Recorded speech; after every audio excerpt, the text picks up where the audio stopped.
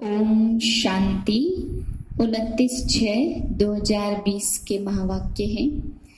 आज बाबा कहते कि बच्चों को अगर सोने की चम्मच मुख में चाहिए यानी धनवान घर में जन्म चाहिए तो उसके लिए 2 तरीके हैं। एक तो बाबा ने बताया भक्ति मार्ग में जो भी ज्यादा दान पुण्य करते हैं यानी जैसा कर्म करते हैं तो अगले जन्म में वैसा ही फल पाते हैं। तो ज्यादा दान पुण्य करते हैं तो अगले जन्म में राजाई घर में जन्म मिलता है। लेकिन बाबा ज्ञान मार्ग में बताते हैं कि दूसरे तरीके से भी राजाई घर में जन्म मिल सकता है। वो तरीका है अगर परमात्म ज्ञान को हम धारण करते हैं, अनुभव करते हैं और प्रैक्टिकल जीवन में लाते हैं, हर क्वालिटी से अपने जीवन में लाते हैं तो विशेषताओं भरा जीवन बनाते हैं। यानी राजाई क्वालिटी हमारे अंदर आती है, स्वयं पे राज्य करते हैं तो हम भविष्य में भी यानी अगले जन्म में राजाई घर में जन्म लेंगे। बाबा ने कहा कि भक्ति मार्ग में दान पुण्य से केवल एक जन्म राजाई घर में जन्म मिलता, परंतु संगम युग पर ज्ञान धारण करने से अनेक जन्म तक राजाई घर में जन्म मिलेगा। फिर आगे बाबा कह रहे हैं कि बच्चे ये सोचते कि हम ग्रस्त में हैं तो हम अपनी अवस्था को कैसे जमाएं, हम आत्माभिमानी कैसे बने। तो बाबा ने कहा बच्चे ग्रस्त के लिए ही ये ज्ञान है, इसलिए ग्रस्त में रहते ही तुम्हें अपनी अवस्था मजबूत बनानी है। क्योंकि बाबा ने कहा ब्रह्मा बाप के भी तो इतने बच्चे हैं, ब्रह्मा बाप ने भी तो इतना बड़ा परिवार पाला, ब्रह्मा बाप ने भी इस पूरी संस्था को चलाया, सभी बच्चों को श्रेष्ठ बनाया, तो उनको कितने ख्यालात रहते होंगे कि सभी अच्छे बने, श्रेष्ठ संस्कार बने। तो जब इतने ख्यालात वाला, इतने बड़े ग्रस्त वाला अपनी अवस्था को शांत बना सकते हैं, आत्माभिमानी बना सकते हैं, तो बाबा ने कहा आप ग्रस्ती थोड़े से ग्रस्त में क्यों नहीं बना सकते। फिर आगे बाबा ये भी कह रहे हैं कि महान आत्मा कौन है। सबसे बड़ी महान आत्मा है बच्चा, छोटा सा बच्चा जिसको विकारों का, बुराइयों का पता ही नहीं है। सन्यासी को महान आत्मा कहते हैं, लेकिन बाबा ने कहा कि सन्यासी तो फिर भी इस प्रकार से हैं कि विकारों से गुजरे हुए हैं या विषय विकारों का उनको ज्ञान है तब उसको जीता है। लेकिन बच्चे को तो कोई भी नॉलेज ही नहीं है इस विषय में, इसलिए बाबा ने कहा सच्ची महान आत्मा कहेंगे तो बच्चों को कहेंगे क्योंकि बच्चे ही सच्ची महान आत्मा है। फिर बाबा ने कहा कि सदगति होती है हमारी सतयुग में और यहाँ है दुर्गति, यहाँ है ही रोने की दुनिया और वहां है ही हर्षित रहने की दुनिया। तो रोने की दुनिया है तो कदम कदम पे रोने वाली बातें ही आएंगी और सतयुग है ही हर्षित रहने की दुनिया। अब आगे सुनते हैं विस्तार से। मीठे बच्चे, भविष्य ऊंच घराने में आने का आधार है पढ़ाई। इस पढ़ाई से ही तुम बेगर टू प्रिंस बन सकते हो। प्रश्न है गोल्डन स्पून इन माउथ 2 प्रकार से प्राप्त हो सकता है, कैसे।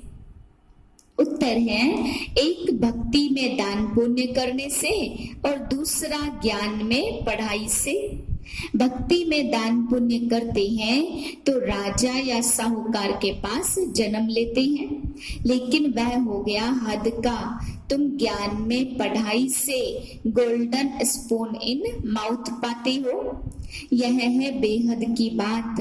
भक्ति में पढ़ाई से राजाई नहीं मिलती है। यहाँ जो जितना अच्छी रीति पढ़ते उतना ऊंच पद पाते हैं। ओम शांति। मीठे मीठे सिकिलदे बच्चों को रूहानी बाप बैठ समझाते, इसको कहा जाता रूहानी ज्ञान। बाप आकर भारतवासी बच्चों को समझाते हैं अपने को आत्मा समझो और बाप को याद करो। यह बाप ने खास फरमान किया है तो मानना चाहिए ना। यह भी तुम बच्चों को ज्ञान है, सिर्फ शिव बाबा को ही श्री श्री कह सकते हैं, वही श्री श्री बनाते हैं। श्री माना श्रेष्ठ। कोई मरता है तो कहते फलाना स्वर्गवासी हुआ, तो बाबा कह रहे गोया नरकवासी है ना। परंतु मनुष्यों में इतनी समझ नहीं है। स्वर्ग नरक, नई दुनिया पुरानी दुनिया किसको कहा जाता कुछ भी नहीं जानते। बाहर का भभका कितना है, तुम बच्चों में भी थोड़े हैं जो समझते हैं बरोबर हमको बाप पढ़ाते। हम यह लक्ष्मी नारायण बनने के लिए आए हैं। तुम बच्चों को जाकर बड़े ऊंच घर में जन्म लेना है इस पढ़ाई से। जो जितना जास्ती पढ़ेगा उतना ऊंच घर में जन्म लेगा। राजा के घर में जन्म लेकर फिर राजाई चलानी है। गाया भी जाता गोल्डन स्पून इन माउथ। एक तो ज्ञान द्वारा यह गोल्डन स्पून इन माउथ मिल सकता, दूसरा अगर दान पुण्य अच्छी रीति करे तो भी राजा के पास जन्म मिलेगा। जैसे दुनिया में भी होता है ना, अगर कोई राजाई घर में पहले से ही पैदा है, धनवान घर में पहले से ही पैदा है, वो तो उसका भाग्य है। लेकिन कोई गरीब है और उसका भाग्य ऐसा नहीं है, परंतु पढ़ाई से वो उतना ऊंच पद पाले जो उसके पास धन भी और भाग्य भी स्वयं ही आ जाएंगे। ऐसे ही बाबा कहते यहाँ भी ज्ञान गुण शक्तियां धारण करते तो भी अगले जन्म में राजाई पद मिलता है। यह है बेहद का। हर एक बात अच्छी रीति समझो। कुछ भी समझ में न आए तो पूछ सकते हो। नोट करो, यह बातें बाबा से पूछनी है। मुख्य है ही बाप के याद की बात। बाकी कोई संशय आदि है तो उनको ठीक कर देंगे। यह भी बच्चे जानते हैं, जितना भक्ति में दान पुण्य करते तो साहूकार के पास जन्म लेते, और कोई बुरा कर्म करते तो ऐसा ही फिर जन्म मिलता है। बाबा के पास आते हैं कोई कोई को तो ऐसे कर्म बंधन है जो बात मत पूछो। यह सब है पास्ट का कर्म बंधन। राजाएं भी कोई कोई ऐसे होते हैं, बड़ा कर्म बंधन कड़ा होता। इन लक्ष्मी नारायण को तो कोई बंधन है नहीं, वहां है ही योग बल की रचना। जबकि योग बल से हम विश्व की राजाई ले सकते हैं, तो क्या बच्चा पैदा नहीं हो सकता? पहले से ही साक्षात्कार हो जाता।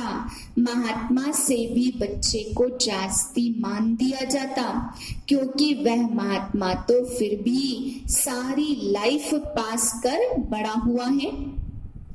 विकारों को जानते हैं। छोटे बच्चे तो कुछ भी नहीं जानते, इसलिए महात्मा से भी ऊंच कहा जाता। तुम बच्चों को अंदर में बहुत खुशी होनी चाहिए। अभी हम नई दुनिया में जन्म लेंगे। यह पुरानी दुनिया खत्म होनी है। घर पुराना होता तो नए घर की खुशी होती है ना। कितने अच्छे अच्छे मार्बल आदि के घर बनाते हैं। वास्तव में यहाँ कोई ऊंच कुल है नहीं। ऊंच कुल में शादी के लिए घर ढूंढते हैं, वहां ऊंच कुल आदि की बात नहीं। सतयुग में बाबा कहते एक ही कुल होगा, सभी ऊंच होंगे, इसलिए ऊंच या नीच कुल की बात ही नहीं है। वहां तो एक ही देवताओं का ऊंच कुल होता, दूसरा न कोई। आत्मा है फर्स्ट, पीछे है शरीर। दुनिया में सब देह अभिमानी रहते, तुमको अभी आत्माभिमानी बनना है। ग्रस्त व्यवहार में रहते अपनी अवस्था को जमाना है। बाबा को कितने बच्चे हैं, कितना बड़ा ग्रस्त है, कितने ख्यालात रहते होंगे। इनको भी मेहनत करनी पड़ती है। मैं कोई सन्यासी नहीं हूँ। बाप ने इसमें प्रवेश किया। ब्रह्मा विष्णु शंकर का चित्र भी है ना। ब्रह्मा है सबसे ऊंच, तो उनको छोड़ बाप किस में आएंगे। ब्रह्मा कोई नया पैदा नहीं होता है। देखते हो ना इनको कैसे एडॉप्ट करता हूँ, तुम कैसे ब्राह्मण बनते हो, इन बातों को तुम ही जानो और क्या जाने।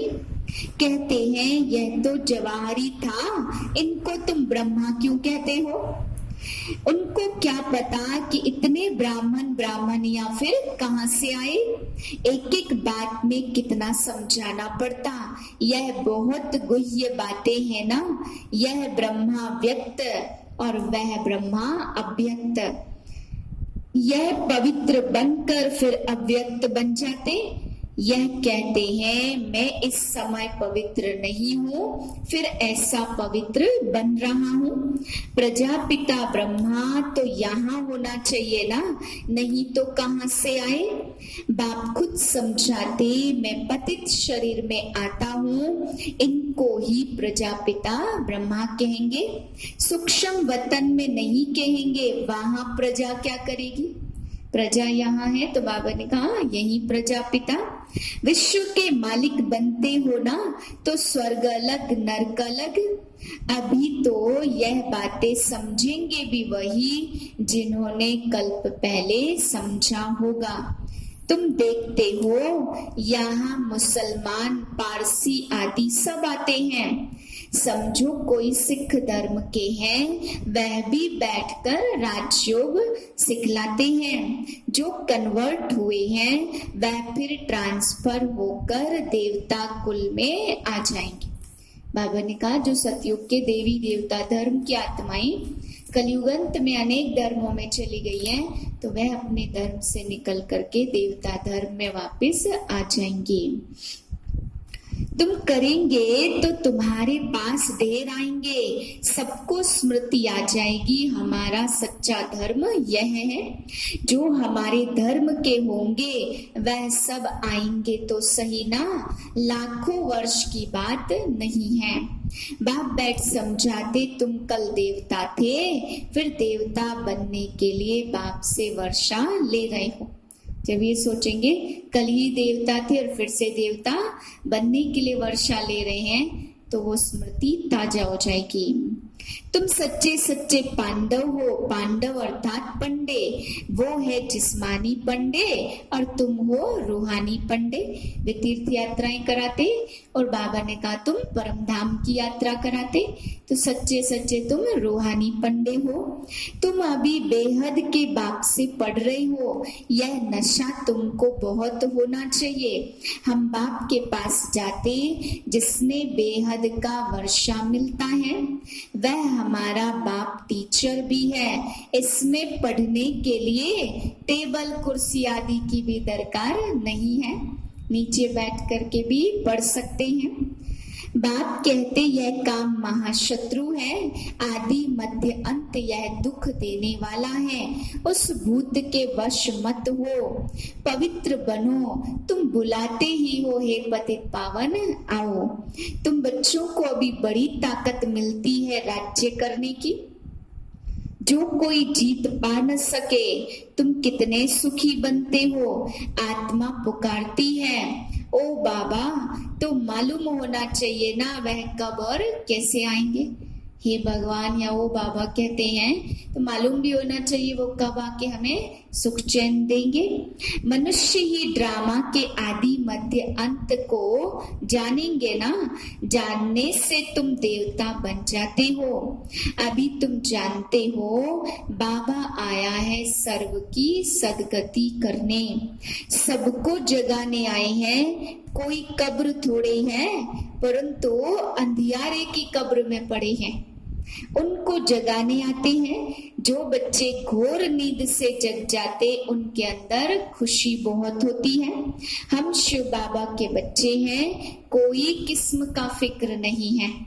हम बाप हमको विश्व का मालिक बनाते, रोने का नाम नहीं है। यह है रोने की दुनिया और वह है हर्षित रहने की दुनिया। सिविल वॉर में एक दो को मारते कैसे हैं, किसको हम मारते हैं वह भी पता नहीं पड़ता। हाहाकार के बाद जय जयकार होनी है, तुम्हारी विजय, बाकी सब विनाश हो जाएंगे। रुद्र की माला में पिरोकर फिर विष्णु की माला में पिरोए जाएंगे। अभी तुम पुरुषार्थ करते हो अपने घर जाने के लिए। भक्ति का कितना फैलाव है। जैसे झाड़ के अनेक पत्ते होते वैसे भक्ति का भी फैलाव है। और बीज है ज्ञान। बीज कितना छोटा है। बीज है बाबा। इस झाड़ की स्थापना, पालना और विनाश कैसे होता यह तुम जानते हो। यह वैरायटी धर्मों का उल्टा झाड़ है। दुनिया में एक भी नहीं जानते। अब बच्चों को बहुत मेहनत करनी है बाप को याद करने की, जिससे विकर्म विनाश हो। मनुष्य इसका अर्थ थोड़े समझते हैं। कहते हैं मन मना भव। सब देह के धर्म छोड़ अपने को आत्मा समझ मुझे याद करो। बुद्धि से छोड़ने हैं, ऐसे नहीं। मनुष्य इसका अर्थ नहीं जानते। फिक्र की कोई बात नहीं। यह राजधानी स्थापन हो रही है। जिसने थोड़ा भी ज्ञान सुना वह प्रजा में आ जाएंगे। चिंता नहीं करनी कि ये ज्ञान इतना ही क्यों ले रहा है, ये कम क्यों ले रहा है, ज्यादा क्यों ले रहा है। बाबा ने कहा ये राजधानी बन रही है, सभी एक गद्दी पे नहीं बैठेंगे। स्टूडेंट इम्तिहान पास करते तो उनको कितनी खुशी होती है। कोई भी बात में कभी रूठना नहीं है। ब्राह्मणी से नहीं बनती, बाप से रूठते हैं। अरे तुम बाप से बुद्धि का योग लगाओ ना। उनको तो प्यार से याद करो। बस बाबा हम आपको ही याद करते करते अपने घर आ जाएंगे। अच्छा मीठे मीठे सिकेलदे बच्चों प्रति माता पिता बाप दादा का याद प्यार और गुड मॉर्निंग। रूहानी बाप की रूहानी बच्चों को नमस्ते। हम रूहानी बच्चों की रूहानी बाप को नमस्ते। आगे इसी मुरली की कोई भी बात आपको पूछनी हो तो आप कमेंट बॉक्स में लिख करके हमें पूछ सकते हैं। कल हम इस मुरली के बारे में आपको और भी विस्तार से समझाएंगे। कोई भी सवाल आपका होगा तो मुरली से पहले वो बताया जाएगा। तो जरूर आप कमेंट बॉक्स में अपना प्रश्न लिखें। धारणा के लिए मुख्य सार है। पहली पॉइंट, किसी भी बात का फिक्र नहीं करना है, सदा हर्षित रहना है। स्मृति रहे हम शिव बाबा के बच्चे हैं। बाप आए हैं हमें विश्व का मालिक बनाने। दूसरी पॉइंट है, अपनी अवस्था को एक रस बनाने के लिए देही अभिमानी बनने का पुरुषार्थ करना है। इस पुराने घर से ममत्व निकाल देना है। वरदान है, बंधनों के पिंजरे को तोड़कर जीवन मुक्त स्थिति का अनुभव करने वाले सच्चे ट्रस्टी भव। शरीर का व संबंध का बंधन ही पिंजरा है। फर्ज अदाई भी निमित्त मात्र निभानी है। लगाव से नहीं, तब कहेंगे निर्बंधन। जो ट्रस्टी बनकर चलते वही निर्बंधन है। यदि कोई भी मेरापन है तो पिंजड़े में बंद है। अभी पिंजड़े की मैना से फरिश्ते बन गए, इसलिए कहाँ जरा भी बंधन न हो। मन का भी बंधन नहीं, क्या करूं कैसे करूं, चाहता हूं होता नहीं, यह भी मन का बंधन है। जब मर्जीवा बन गए तो सब प्रकार के बंधन समाप्त। सदा जीवन मुक्त स्थिति का अनुभव होता रहे। स्लोगन है, संकल्पों को बचाओ तो समय बोल सब स्वतः बच जाएंगे। आजकल रोज बाबा की एक लहर चल रही है। स्लोगन में बाबा रोज संकल्पों के ऊपर जोर दे रहे हैं। अच्छा, ओम शांति।